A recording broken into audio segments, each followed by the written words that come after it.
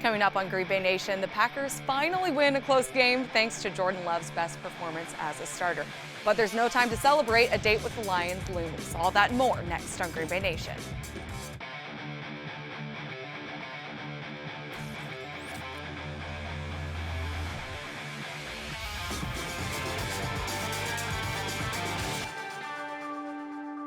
Welcome to Green Bay Nation. I'm Lauren Helmbrecht, and joining me to chat everything Packers, he's a Packers beat writer for the Green Bay Press-Gazette, Ryan Wood, and he's a radio host for 107.5 and 1400 The Fan, Marcus Ebersol. Before we start the show, you guys ghosted me. I was texting both of these about my 3-for-3 challenge or no challenge during the Chargers game. Nothing, no responses. They were ashamed.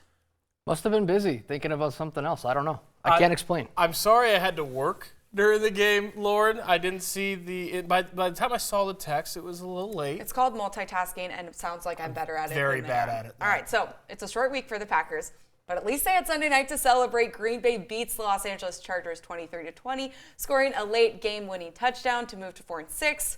Why were the Packers finally able to win a one-win game, Marcus?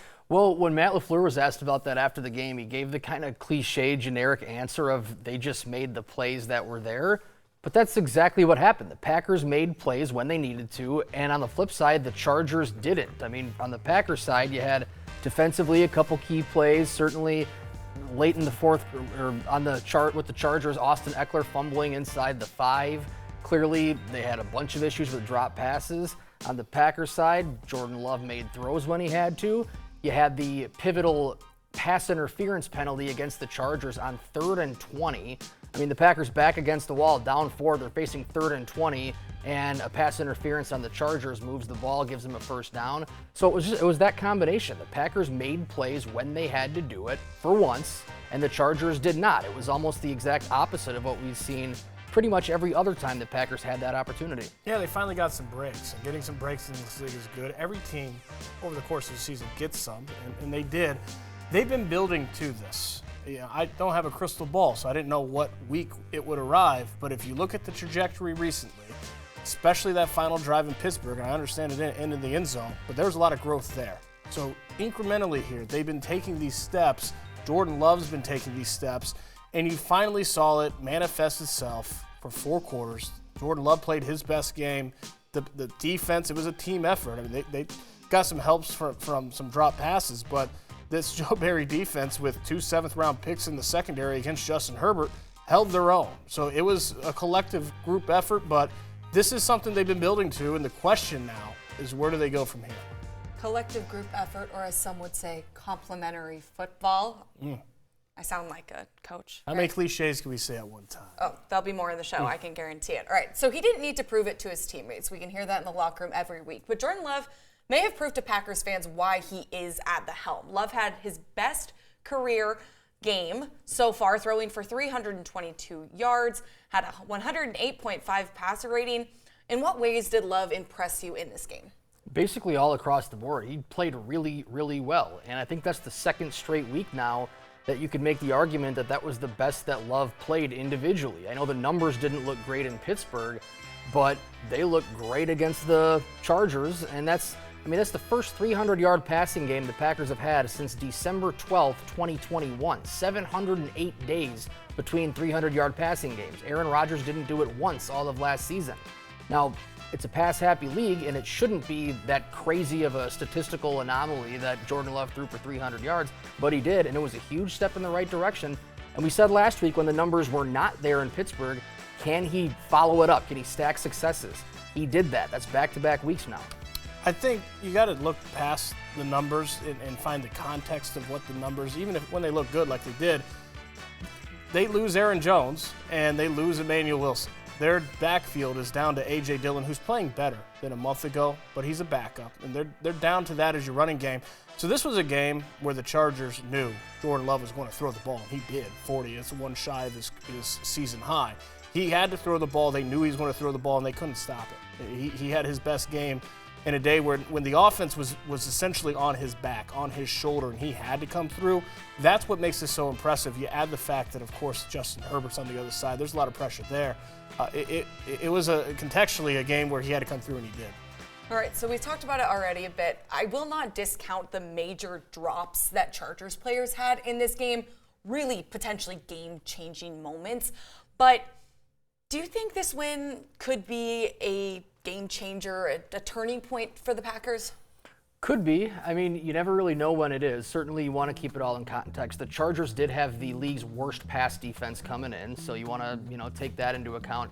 And yet, at the same time, you have to start somewhere. And so we have a 9-month-old at home, and he just started to crawl. And my wife said, isn't it crazy? Yesterday he couldn't crawl, and today he crawls. It's just sometimes the light bulb goes on. I don't know that it will. We'll find out if this was the turning point moving forward, but it was a good place to start. Jordan Love now has 2 fourth-quarter comeback drives this season. After the first one, week 3 against the Saints, everyone thought, oh boy, here it is. He showed up, and then the Packers lose their next 4 games. So you're only as good as that week. You're only as good as what you do next. And they can't. This is the staunchest test that they have coming up the next 2 weeks. They have Detroit on Thanksgiving, and then Patrick Mahomes and the Chiefs in their place. They can't take another month to get a win, or else they're going to be right back in the same position facing the same doubts. So what they do next is the most important thing. Marcus, who's younger, your child or the Packers pass catchers? It's close. I'd have to crunch the numbers. It's really close. They're both crawling, so. And by crawling, I mean he's crawling on all 4s now. He's been doing the army crawl, but now he's just buzzing around. I'm like, this is trouble. This is going to be big trouble. And that's how people feel about the Packers pass catchers. It's trouble. Get ready. Oh, all right. boy. When we come back on Green Bay Nation, I hope you're hungry because the Packers are serving a full plate of rivalry football for Thanksgiving. Green Bay is heading to Detroit for a short week and a Turkey Day matchup. We'll preview Week 12 next.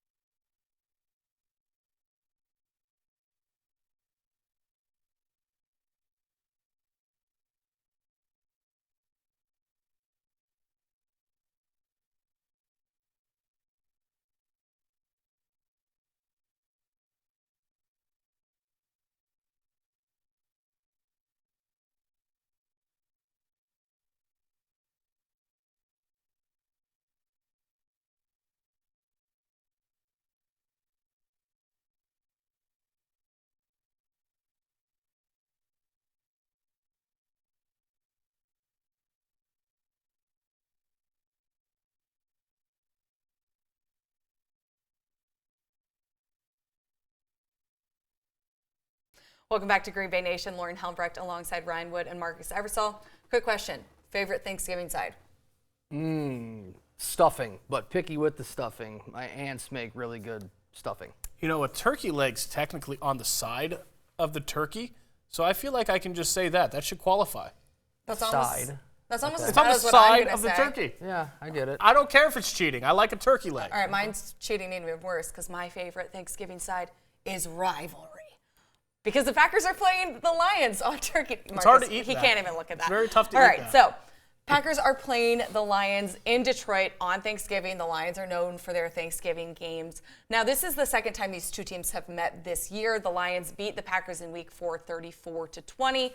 Ryan, how are these two teams different now going into the second game? I think the biggest thing is just the context of where they are, right? Because that Week 4 matchup, coming in, it was for supremacy of the NFC, and the Lions were the upstarts. They were trying to solidify themselves, get a stronghold in this division, show they had the impressive opening win in Kansas City, show it wasn't a fluke, show that they could be reckoned with.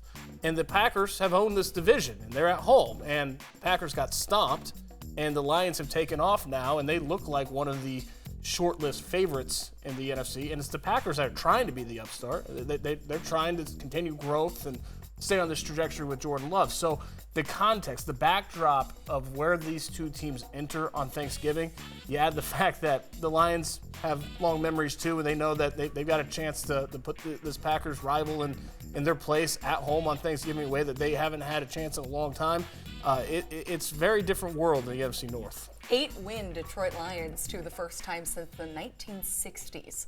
All right, the Lions got to that 8th win by closely beating the Chicago Bears of all teams. I mean, they pulled it out in the end, but what do you think the Packers can exploit from the Lions' Week 11 matchup? I think the biggest thing is just what Matt LaFleur talked about after the Chargers game, and that is winning the ball, winning the turnover battle. The Packers won the turnover battle against the Chargers. They won the game. You look at the Bears-Lions game, the Lions turned it over 4 times. And that's something that bad Jared Goff still exists. The Packers hope that bad Goff shows up against the Packers on Thanksgiving, because if that's the case, they have a shot to win this game. Now, that's a big if. 4 turnovers is a lot. On the flip side, you look at the Bear game, and Justin Fields returned from injury. He ran for over 100 yards. That's not how the Packers play offense. So you can't realistically just say, hey, Jordan Love, just go be Justin Fields. Just run all over him. He's not that kind of dual threat quarterback. But if they win the turnover battle, that's huge. And yet, I think last week's Bears-Lions game is just another reminder that the NFL is weird, that it's a week-to-week league. I mean, I don't come away from that game thinking any less of the Lions and all of a sudden more of the Bears. Sometimes stuff happens. I still think the Lions are one of the best teams in football. Do you think the short week will impact the Lions or the Packers more? Just quickly. That's a really good question, and I don't know how to answer it. I do think the Packers being so young, almost their naivety will help them out. Like, they don't know what they don't know. Young bones. It's just like, yeah, go out and give it your best. It's usually the team that has to travel, and this is a pretty easy trip. But on a short week, it's the team that has to travel. With that said, this is really interesting, right? Because the Packers' 2 short week games this season are both against the Lions. The travel sure did not hurt them Week 4. So who knows? Not us. We don't know. We'll have no to wait crystal and ball see. here. All right, so the Packers rookies, like we talked about, they've only had 11 games under their belts, but they're starting to play like true pros. When we come back, we're heading to the locker room to see if these young pass catchers have big plays against the Chargers. Well, is that something they can build upon? That's next.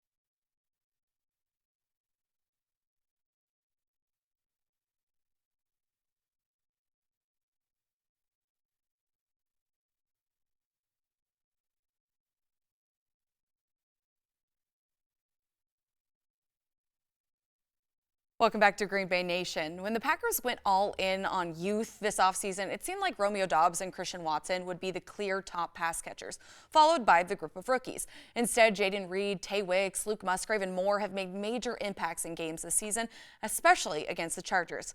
It's time to go in the zone. Cam is there.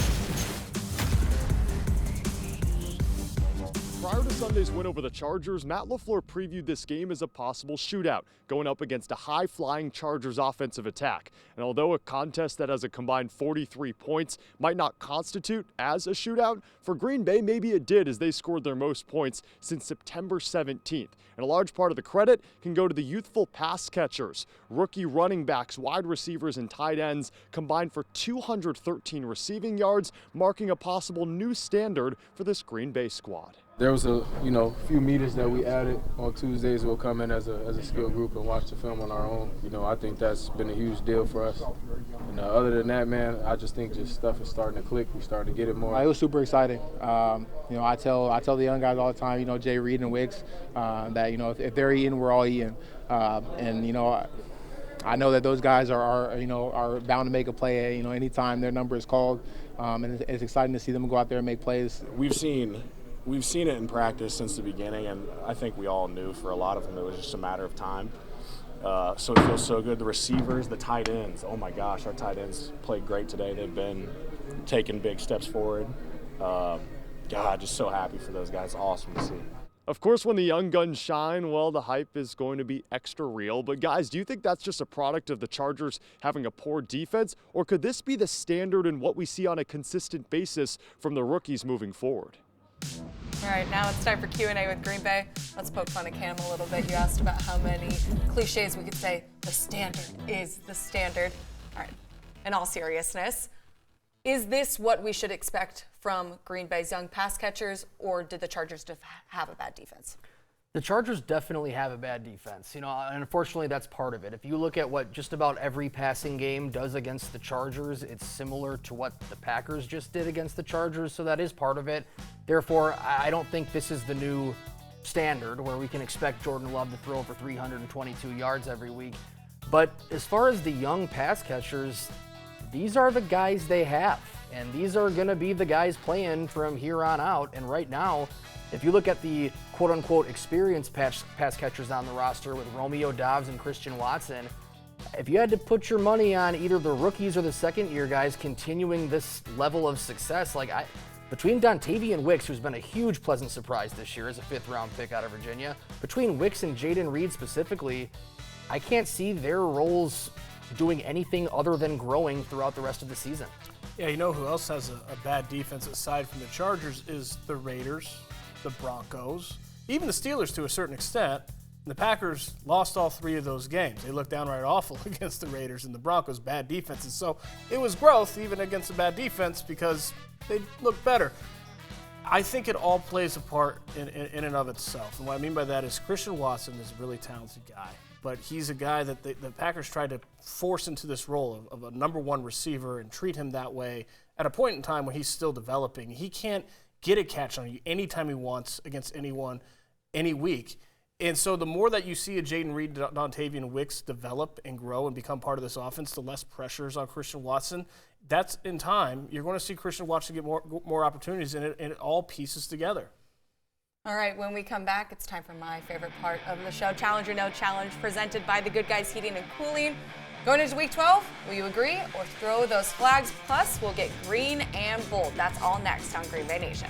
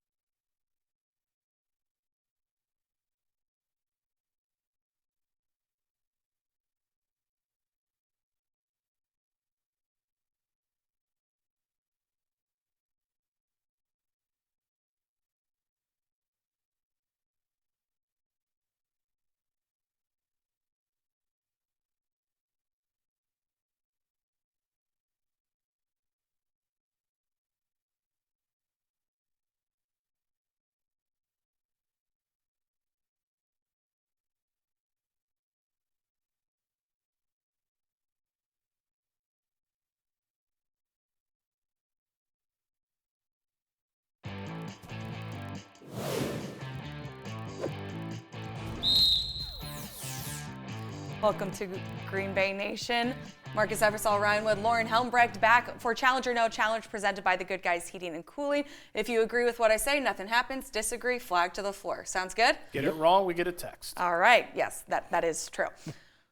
A Packers rookie has led the team in receiving in the last 4 games. I don't think they'll stop now. Challenge or No Challenge, a rookie leads the Packers in receiving yards against Lions.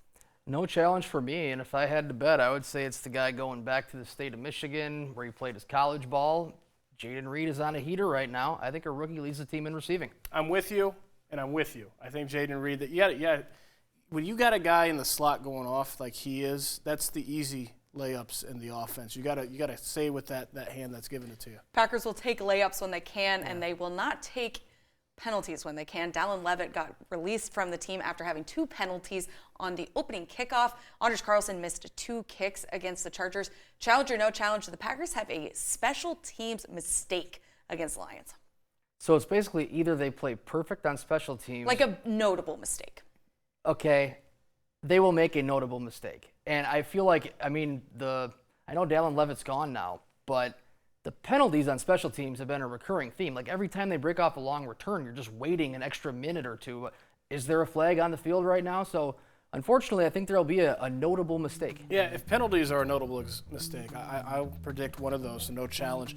I will say though, Anders Carlson's kicking indoors, and this is a week he needs to have a good week. Indoors, weather-controlled environment, it needs to be a good week for him. So one of the traditions on Thanksgiving games is at the end of the game, one of the best performers gets a turkey leg.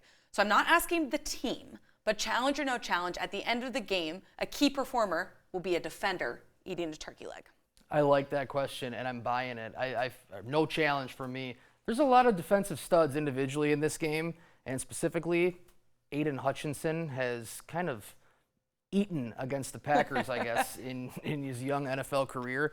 He'd probably be my pick to be that guy. Well, I want to take a turkey leg. I know that. I'm pure offensive, so I want to challenge. But David Montgomery might have a big game. He had a really big game week 4, and he likes having big games against the Packers. So I think there's an offensive guy that could come in. All right, we'll see who's eating on that Thursday night. When we come back, it's time to wrap up the show. We're going to get green and bold.